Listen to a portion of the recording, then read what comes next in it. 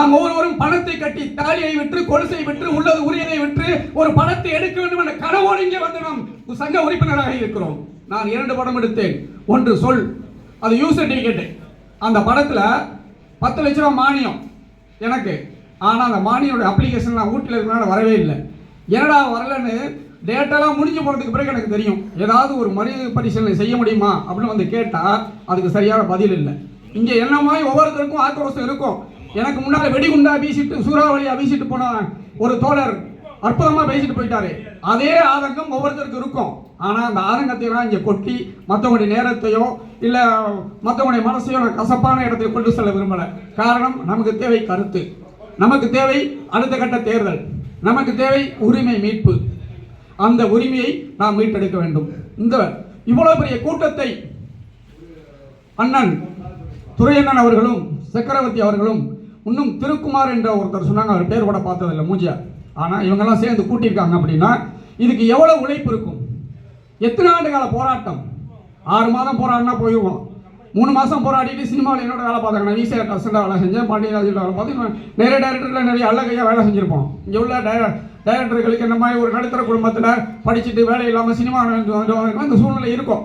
அப்படிப்பட்ட ஒரு மோசமான சூழ்நிலை தான் இங்கே வந்தோம். வந்து ஒரு தயாரிப்பாளராகி ஒரு படத்தை பண்ணி 2வது படத்தை பண்ணோம். அந்த டைட்டில் நான் ரொம்ப பிஸியாக இருக்கேன், சுந்தர்சி சார் எடுத்து படத்தை ரிலீஸ் பண்ணிட்டு போயிட்டாரு.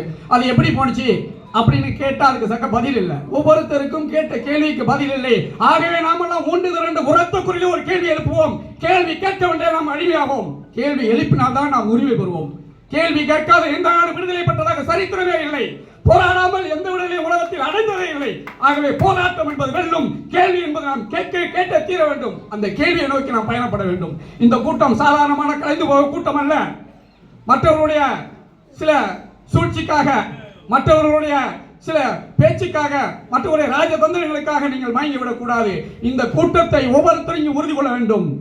இனிமேல் இந்த கூட்டத்தை நாம் விட்டு ஒருவரும் ஒதுங்கக்கூடாது. இது ஒட்டுமொத்தமாக நின்று நாம் வென்றெடுக்க வேண்டிய நேரம் இந்த நேரம். இந்த நேரத்தை நாம் சரியாக கடைபிடிக்க வேண்டும். அதுதான் போராடடா ஒரு வாழேந்தடா என்று ஒரு பாடல் முன்னால 6ஆம் கிளாஸ் படித்த பாட்டு.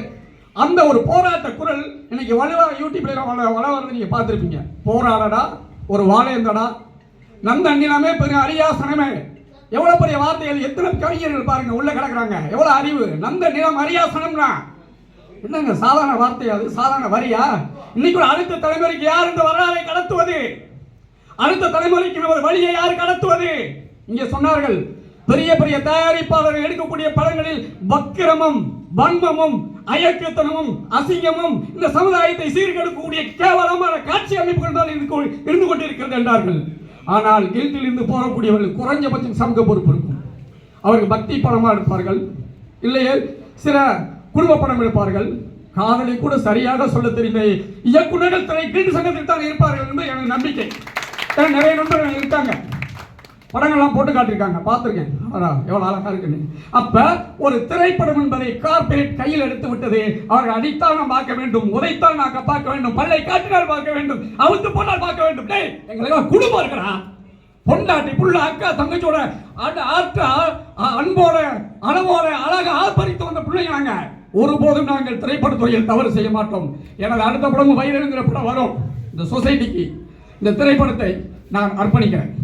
ஏன் நம்ம ஆக்ரோஷப்படுறோம், ஏன் இவ்வளவு கோபம் வருது, ஏன் கோபத்தை நம்மளால அடக்கி வச்சுக்கிட்டு இருக்கோம் அப்படின்னா, ஒவ்வொருத்தருக்குள்ளும் இருக்கக்கூடிய நெருப்பு பொறி அது வெடிச்சிருந்தா என்ன ஆகும்? ஒண்ணுமே பண்ண முடியாது. இந்த நம்பிக்கையை இத்தனை நாள் இந்த கில்ட் சங்கத்தின் மீது நாம் ஒவ்வொருவரும் நம்பிக்கை வைத்திருப்போம். நானும் நம்பிக்கை வைத்திருக்கிறேன், வைத்துக் கொண்டே இருப்பேன். தேர்தல் முடிந்த பிறகும் அடுத்தடுத்த தேர்தல்களை நாம் சந்திக்கும் பொழுதும் அந்த நம்பிக்கை நாம் ஒரு இதுவும் மாறிவிடக்கூடாது. இந்த நம்பிக்கை விதைத்தது யார் என்ற கேள்விக்கு நாம் பதில் சொல்லியே ஆக வேண்டும். ஒரு சிறு கதையை சொல்லி முடிக்கலாம் என்று இருக்கிறேன். ஒருவன் வாழ்க்கையில ரொம்ப போராடி கஷ்டப்பட்டு இனிமே இந்த வாழ்க்கையை வேண்டாம், செத்து போயிடலாம்டா அப்படின்னு சொல்லி மரணத்தை தேடி போனான். தண்டாவளத்தில் தலையை வச்சுட்டான். அவன் போன நேரம் ட்ரெயின் வரல. என்னடா அது 2 மணி நேரமா படுத்திருக்குமே, ட்ரெயின் வரலையே, நம்ம என்ன பண்ணலாம்? சரி, ட்ரெயின் வர நேரத்தை அறிஞ்சுக்கிட்டு அதுக்கு பிறகு இங்கே வந்து படுக்கலான்ட்டு திருப்பி எழுந்திரிச்சு போயிட்டான். போகும்போது இந்த மாதிரி ஒரு அரங்கத்தில் மீட்டிங் நடந்துகிட்டு இருக்கு. ட்ரெயின் எப்போ வரும்னு கேட்க போனவனுக்கு அரங்கத்தில் ஒரு மீட்டிங். சரி உள்ளே போய் பார்க்கலான்னு போய் பார்த்தான். பார்த்துட்டு எல்லாம் 2000 பேர் இருந்திருக்கான். கூட்டம் முடிஞ்சிருச்சு. முடிஞ்சதுக்கப்புறம் அவர் அந்த பேசினவர் வந்திருக்காரு. ரொம்ப நன்றிங்க ஐயா. ஏங்க நன்றி எனக்கு சொல்கிறீங்க? இல்லைங்க, நான் வாழ்க்கையில் ரொம்ப பாதிக்கப்பட்டேன். எனக்கு நம்பிக்கை போச்சு, லட்சியம் போச்சு. எந்த ஒரு சின்ன இது கூட எனக்கு இல்லை. நான் செத்து போயிடலான்னு போய் தண்டவாளத்துக்கு போய் தலையை வச்சேன். ஏன் நேரம் ட்ரெயின் வரல, அதனால் ட்ரெயின் எப்போ வரும்னு கேட்கறதுக்காக வந்தேன். உங்கள் மீட்டிங் நடந்துகிட்டு இருந்துச்சு. இப்போ உங்கள் பேச்சை கட்டி நான் தற்கொலை முடிவை விட்டுட்டாங்க.